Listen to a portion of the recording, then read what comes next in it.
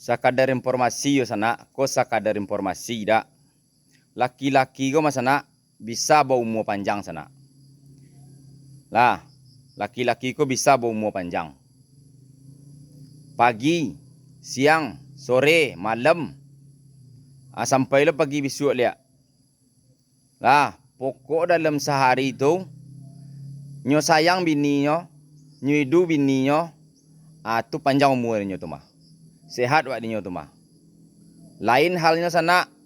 Lain halnya dengan laki-laki ni modeko sana pagi, siang, sore, malam, bahkan tengah malam guys.